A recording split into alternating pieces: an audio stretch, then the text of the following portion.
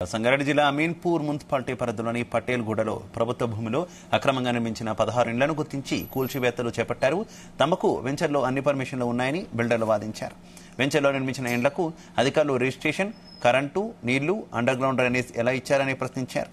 పైసా కూడబెట్టుకుని ఇక్కడ ఇల్లు కొన్నామన్నారు. తమకు వెంటనే బిల్డర్లు, ప్రభుత్వ అధికారులు జరిగిన నష్టాన్ని పరిహారం చెల్లించాలని డిమాండ్ చేశారు.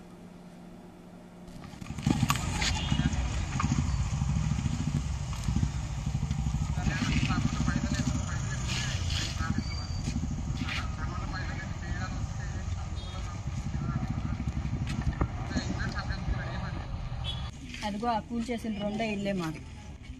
సంవత్సరం కింద రిజిస్ట్రేషన్ చేసుకున్నాము. ఉన్న సొంత డబ్బులన్నీ తెచ్చి ఇక్కడ పెట్టుకుంటే ఈరోజు ఏమయ్యిందండి? ఈరోజు ఏమయ్యింది?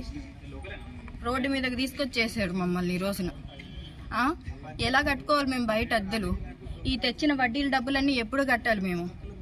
ఈ వడ్డీలకు తెచ్చినవన్నీ మన ఎత్తి మీద పడ్డాయండి. ఇప్పుడు ఎలా కట్టాలండి ఆ డబ్బులు మేము? ఊర్లలో నేను అప్పులు చేసుకొని వచ్చి ఇక్కడ సొంత ఇల్లు కొనుక్కుంటే పిల్లలు గవర్నమెంట్ స్కూల్లో చదివించుకుంటా ఉన్నాము. ఈరోజు వాళ్ళని చదువు మానిపించి నాతో పాటు పనికి తీసుకెళ్లాలా నేను? ఈ అప్పు అంతా తీర్చుకోవడానికి, ఈ అప్పు తీర్చుకోవడానికి నాతో పాటు పనికి తీసుకుపోవాలా నేను వాళ్ళని? ఎలా పోషించాలి నా పిల్లల్ని? ఎవడిస్తాడు మాకు దీనికి నష్టపరిహారం? ఎవడిస్తాడండి మాకు దీనికి నష్టపరిహారం? ఇలా కూలిస్తే ఏమన్నా వస్తుందా వాళ్ళకి? అదేదో మానించి అడిగితే మేమే ఇచ్చేవాళ్ళంగా ఎంతో కొంత డబ్బులు అప్పో సప్పో చేసి. ఈరోజు మొత్తం ఇలా కూల్చేశారే. ఎంత గుండెలు బాదుకుంటున్నాం. మా ఆవేదనలు ఆయనకు అర్థం కావట్లేదా సీఎం రేవంత్ రెడ్డికి?